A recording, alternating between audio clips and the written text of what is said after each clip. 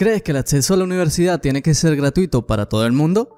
Pues te voy a decir que probablemente la mayoría de ustedes piensan que sí, que razones más que de sobra por las que el acceso gratuito a la educación superior es más que deseable. Por ejemplo, al no tener que pagar tasas universitarias, todo el mundo podría formarse y conseguir un empleo de calidad. Por así decirlo, la universidad gratuita sería una forma de promover la desigualdad de oportunidades sin importar el nivel de renta de las familias de los estudiantes, el mérito y el esfuerzo por encima de la capacidad económica. En definitiva, lograr que hasta la persona más pobre pueda acceder a la universidad parece una manera perfecta de reducir la desigualdad y lograr un mundo más equitativo, y en parte puede que tengas razón.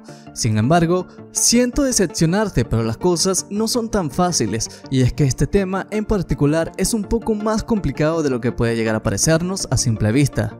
¿Quieres alguna prueba de lo que te estoy diciendo? Pues fíjate en esta línea. Se representa el porcentaje de acceso a la universidad de los jóvenes estadounidenses. Como ves, cuantos mayores son los ingresos de sus padres, mayores son también las posibilidades de que los hijos accedan a la educación superior en concreto, mientras que 9 de cada 10 hijos de las familias más acomodadas consiguen acceder a la universidad, tan solo 3 de cada 10 hijos de familias pobres consiguen hacerlo. Es decir, que si naces en una familia rica de Estados Unidos, tienes el triple de posibilidad de ser universitario respecto a si naces en una familia con bajos ingresos. Pero claro, hasta aquí, bueno, todo normal, todo esperable. Estados Unidos no se caracteriza precisamente por disponer de universidades gratuitas accesibles para todos, por lo que es lógico que los más pobres tengan a la vez menos oportunidades que el resto de personas. No obstante, fíjate lo que pasa cuando sobre la misma gráfica dibujamos una línea representando el acceso universitario en Francia. Sorprendentemente, las líneas francesas y estadounidenses son casi idénticas. Tanto ricos como pobres, estadounidenses y franceses acceden a la universidad en proporciones muy similares. Así que vale. Ahora, seguro que muchos estarán preguntándose, ¿acaso en Francia las universidades también son privadas y las familias con menos recursos tienen que afrontarse a tasas universitarias inasumibles que provocan esta grave desigualdad con el sistema Jean y el francés? Pues amigo, aquí es donde viene lo más curioso de todo Francia. Es contrario a Estados Unidos. Francia es uno de los países con la universidad más subvencionada de todo el mundo. Por ejemplo, mientras que en Estados Unidos el pago medio de un año universitario supera los 9.000, en Francia los pagos oscilan mucho entre los 200 y los 600 euros. Y claro, todo eso por no hablar del enorme sistema de becas público en Francia. En resumen, ir a la universidad en Francia es 20 veces más barato que en Estados Unidos. Sin embargo, eso no se traduce en que los pobres estén teniendo más capacidad para formarse en estudios superiores, como si tener una universidad casi gratuita en Francia diese completamente igual. La cuestión es, ¿por qué ocurre esto? Porque a pesar de la abrumadora diferencia de los precios, las desigualdades sociales se mantienen prácticamente intactas. Pues si quieres saber más sobre esto, quédate con nosotros para averiguarlo. Bienvenidos a iProfit, creando tu futuro, invirtiendo en tu presente. Empecemos con el video. Al parecer, volver tan barata las universidades no parece servir para nada, para absolutamente nada. Al menos si hablamos de facilitar el acceso, pues lo cierto es que la respuesta posiblemente te sorprenda. Incluso más, ¿qué pensarías si te dijera que en realidad la universidad gratuita, o bueno, casi gratuita, incrementa más la desigualdad? Y si te dijera que ofrecer la universidad a coste cero puede ser una política idónea para observar desigualdades y castigar a las clases menos acomodadas? Ok, entonces veamos esto. Vamos a intentar explicar esta interesante paradoja. Atentos. Hace justo un momento hemos dicho que tanto en Francia como en Estados Unidos, los hijos de las familias más acomodadas tienen 3 veces más posibilidades de ir a la universidad que los hijos de las familias con menos recursos. Todo esto a pesar de que en Estados Unidos el coste universitario es mucho mayor que en Francia. Y si te fijas, solo con esta información ya podríamos deducir un factor clave. Tal vez el precio a pagar por la universidad no es lo que está causando esta diferencia de clase, pero sí el precio de las matrículas. No es la causa real de la desigualdad. ¿Cómo se explica entonces semejante diferencia entre las familias más y menos pudientes? Pues la respuesta está en los niños. En un estudio hecho en colegios alemanes, se encontró que los niños procedentes de las familias con menos recursos tenían una clara desventaja académica respecto a los niños de familias promedio.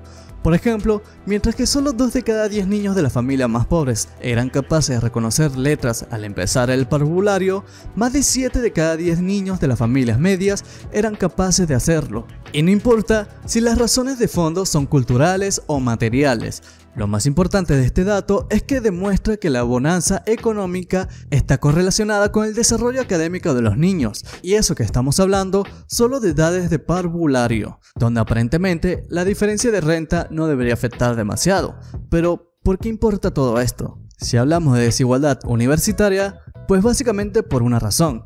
A medida que el bajo rendimiento escolar de un estudiante procedente de una familia con bajos recursos se va acumulando, este estudiante tiene cada vez más posibilidades de fracasar académicamente y estar abandonando el sistema educativo. En pocas palabras, que si los hijos de las familias más pobres van menos a la universidad, esto tiene que ver sobre todo con lo que podríamos denominar como el fracaso escolar anticipado, y no con no poder pagar las matrículas. Y entonces, que estas sean más o menos costosas, pues al final no resulta demasiado relevante para frenar el problema. Pero ojo, porque aún hay más. En un estudio hecho en Francia, se encontró que 9 de cada 10 estudiantes recibían ayuda económica de sus padres. Bueno, hasta ahí bastante esperable. Sin embargo, lo importante es que mientras los más pobres recibían de sus padres como mucho 3.000 euros al año, los hijos de los más pudientes recibían hasta 10.000 euros. Y como te puedes imaginar, para muchos jóvenes que tienen para irse a otras ciudades para estudiar, esto supone una diferencia muy pero que muy significativa, porque en muchas ocasiones el coste de ir a la universidad va mucho más allá de la matrícula en sí. Hablamos del alquiler, el transporte, la comida y todo lo necesario para poder cursar los estudiantes universitarios. Una operativa que efectivamente para muchas familias con pocos recursos es demasiado costosa, por mucho que las matrículas sean o no gratuitas. Y es ahí donde surgen otras opciones como las becas o la financiación participativa, pero de eso ya hablaremos pronto. El caso es que al comenzar este video no hemos dicho en ningún momento que poner matrículas no sirva para nada. Hemos dicho que además puede ser perjudicial para los estudiantes de familias más humildes. La pregunta es, ¿cómo puede ser que las matrículas gratuitas perjudiquen a los que menos tienen? Pues bien, veámoslo. Pensando por un momento, un sistema universitario gratuito significa que es gratuito para todo el mundo, para los ricos, para las clases medias y para los pobres. Sin embargo, lo de gratuito tiene trampa. A fin de cuentas, el gasto público se financia con los impuestos que al final del día pagamos todos. Y la pregunta es, si los ricos van 3 veces más a la universidad de lo que lo hacen los pobres, y si el Estado se encarga de pagar todas esas matrículas con los impuestos de todos, ¿no equivale eso a destinar impuestos a pagar mayoritariamente las matrículas de las familias acomodadas? Pues todo apunta a que efectivamente en Francia, la subvención universitaria promedio que recibe el 30% de las familias más pobres es de cerca de 8.000 euros anuales. Sin embargo, atento a la subvención media que recibe el 10% de las familias más ricas, se sitúan los 18.000 euros, más del doble. Esto es lo que se conoce como una política regresiva o también como un Robin Hood invertido, es decir, usar los impuestos para ayudar a los más ricos, no a los más pobres. Algo bastante irónico teniendo en cuenta que siempre se venden los impuestos como un método de ayuda a los más desfavorecidos. La cosa no se acaba aquí. Otro factor que empeora aún más este fenómeno del Robin Hood invertido es que si los ricos tienen mayores subvenciones universitarias y por tanto más oportunidad de acceder a empleos mejor pagados, entonces la desigualdad entre clases crece con el tiempo. Al pagar la universidad de una forma desproporcionada a los más ricos, hacemos que en el futuro estos ricos sean todavía más ricos. Esto es lo que se conoce como desigualdad dinámica. Y por poner un dato ilustrativo, de media en Estados Unidos un universitario puede cobrar hasta $2.000 mensuales más que alguien que solamente tiene un título de secundaria. Así que echen ustedes mismos las cuentas. Sea como sea, y después de haber visto los potenciales problemas de volver gratuita a la universidad, no podemos irnos de aquí sin aportar ninguna solución. Así que la pregunta es, ¿qué podemos hacer para que los más desfavorecidos puedan ir a la universidad sin tener que volverla gratuita? ¿Existe alguna alternativa realista a los sistemas altamente subvencionados? Pues lo cierto es que sí, pero prepárense, porque tenemos que viajar hasta Inglaterra. No es nada gratis. Pero, aunque a muchos les cueste creerlo, hasta hace apenas 2 décadas, la universidad en Inglaterra era completamente gratuita durante buena parte del siglo XX. El gobierno británico se hizo cargo de los costes universitarios para que los estudiantes ingleses no tuvieran que pagar ni una sola libra de su bolsillo en sus estudios superiores. Sin embargo, en el año 98 la cosa cambió. El gobierno decidió que no le apetecía seguir gastando todo el dinero que gastaba en las universidades inglesas e hizo que éstas empezaran a cobrar matrículas universitarias de hasta 1000 libras esterlinas cada año. Eso sí, matrículas que eran más bajas en alumnos que venían de una familia con menos recursos. Todo hay que decirlo. Pero de esta forma, el gobierno se pudo ahorrar unos cuantos billetes y los alumnos tuvieron que asumir una pequeña parte del costo de sus estudios. Pero vamos, nada demasiado serio. En cualquier caso, este pequeño cambio del 98 no fue tan importante por su magnitud, sino porque fue la antesala de lo más interesante que vamos a contar en este video. Y es que unos años más tarde, en el 2006 y en el 2012, el gobierno británico volvió a hacer otros 2 grandes cambios en el sistema universitario british, ambos con el objetivo de privatizar aún más el gasto educativo. Y estos cambios, amigos, estos sí que fueron realmente considerables. A partir de entonces, el gobierno permitió a las universidades poner precios a la matrícula de hasta 9000 libras por año, haciendo con ello cargar una parte muy importante del costo universitario a los alumnos, al mismo tiempo que el Estado recortó su gasto público. En esta partida, en casi 2/3 respecto a los años 90, además, el gobierno eliminó la posibilidad de que las familias con menos recursos pudieran pagar matrículas reducidas, así que todo el mundo acabó pagando el mismo precio independientemente de su riqueza. Y la pregunta es, ¿cuáles fueron las consecuencias de estos cambios? ¿Fue eso una hecatombe para las familias humildes? Pues después de prácticamente privatizar las matrículas, efectivamente hubo un grupo de población que fue el gran perjudicado. Lo que pasa es que sorprendentemente el grupo perjudicado no fue el de los más pobres, sino que fue el de los más ricos. Sí, tal cual como lo escuchas. Después de las reformas del año 2006, los estudiantes de familias con mayor poder adquisitivo redujeron su participación universitaria en 1,6 puntos porcentuales. ¿Y adivina qué pasó con el resto de los estudiantes? Pues sí, exactamente todo lo contrario.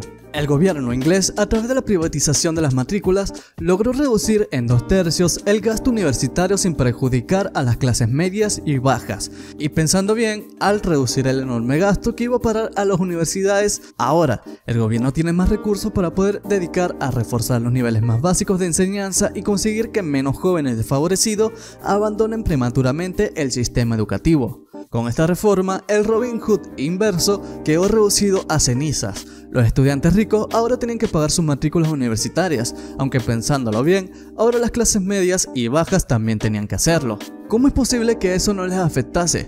Tiene que haber algo más, ¿no les parece?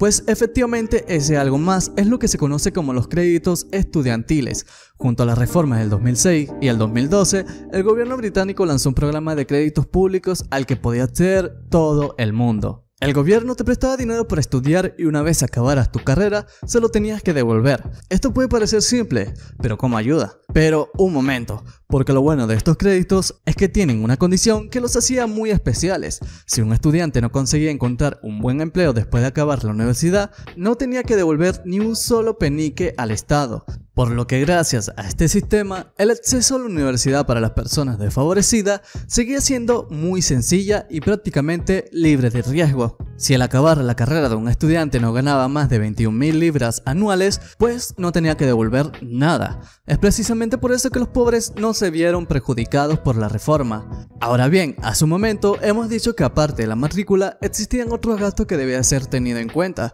como por ejemplo el alquiler, la comida o el transporte. Estudiantes que se ven obligados a mudarse de ciudad para poder estudiar. ¿Acaso la reforma inglesa no tuvo en cuenta esos factores para ayudar a las familias desfavorecidas?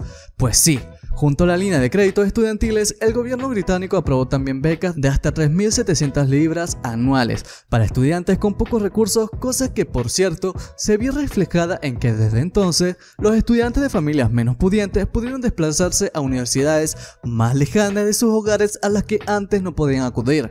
No suena nada mal.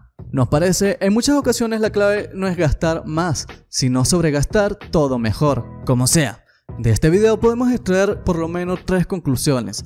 1. La universidad gratuita tiende a destinar mayoritariamente dinero público a personas que no lo necesitan, por lo que es una política regresiva. 2. El principal problema por el que los jóvenes de pocos recursos no acceden a la universidad es el abandono estudiantil prematuro, y no tanto el coste de las matrículas universitarias. Y finalmente, aunque no menos importante, existen métodos más eficientes para garantizar el acceso universitario, todo sin que eso suponga un despilfarro público, como por ejemplo los créditos estudiantiles o las becas para estudiantes con menos recursos. Aunque si has llegado hasta aquí, cuéntanos tú tu opinión. ¿Cuál sería tu sistema universitario perfecto? Si tienes alguna opinión al respecto, recuerda dejarla en los comentarios que te estaremos leyendo. Y también recuerda que si te gustó el video, un like y una suscripción nos apoyaría bastante para seguir creciendo este canal y seguir brindándote de contenido de calidad para ti. Si además compartes el video con un amigo, 1.000.000 de bitcoins te caerán mañana en tu cuenta. Nah, broma, pero sí tendrás una estable vida financiera. Ya sin más nada que decir, chao y hasta la próxima, trader.